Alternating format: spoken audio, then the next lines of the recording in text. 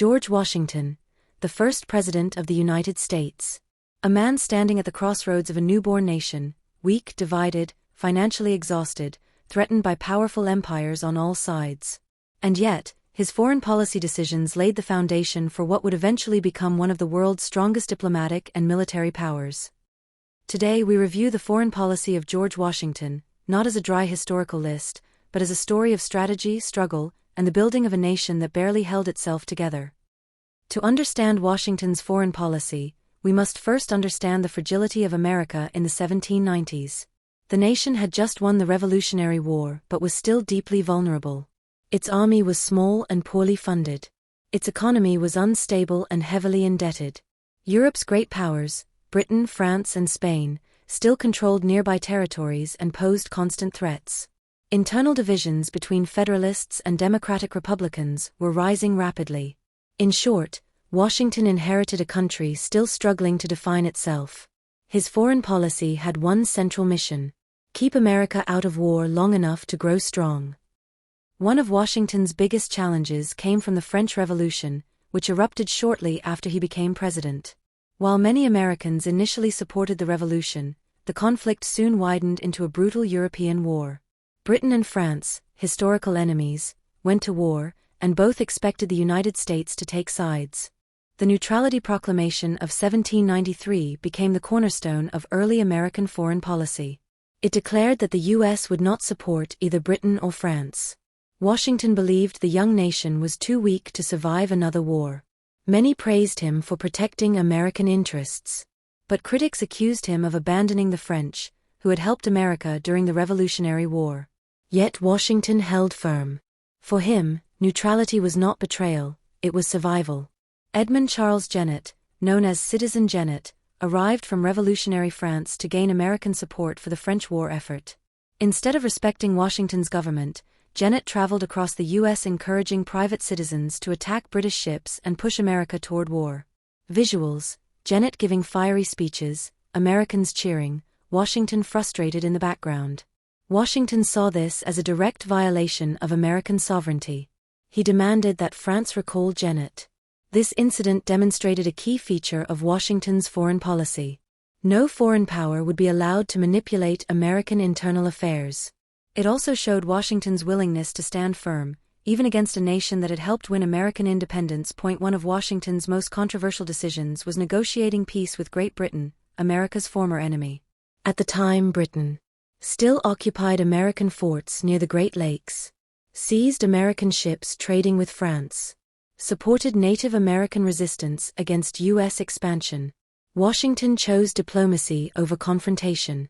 He sent John Jay to Britain, resulting in the Jay Treaty of 1795. This treaty forced Britain to finally leave U.S. territory, opened limited trade, averted a potential war, stabilized the economy. However, many Americans hated it.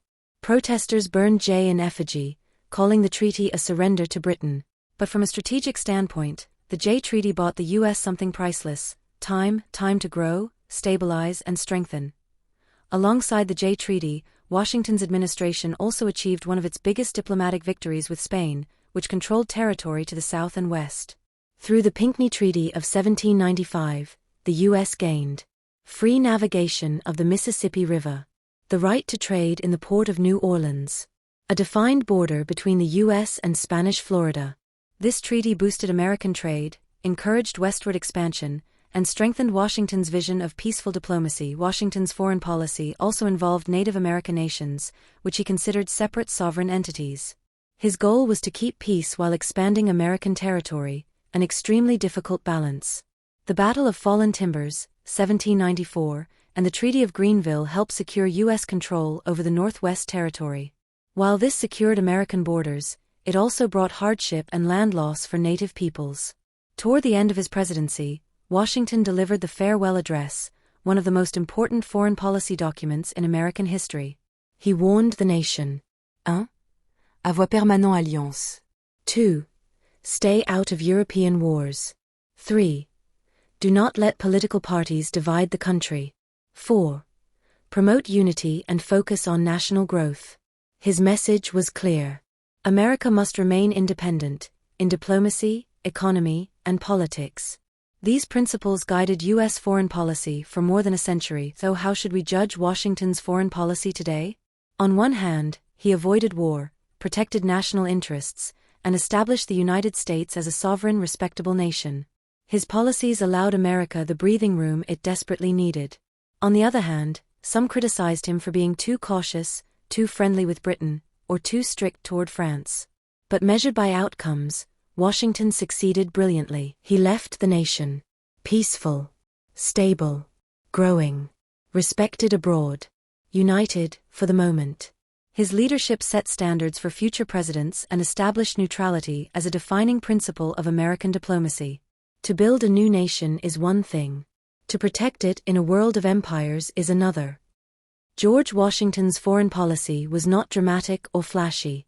It was careful, strategic, and sometimes unpopular. But it was exactly what America needed at the time. He kept the country out of war, strengthened its borders, promoted trade, and established a diplomatic identity based on independence and restraint.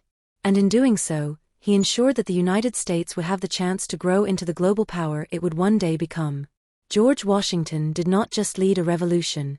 He secured the future. Fade to black.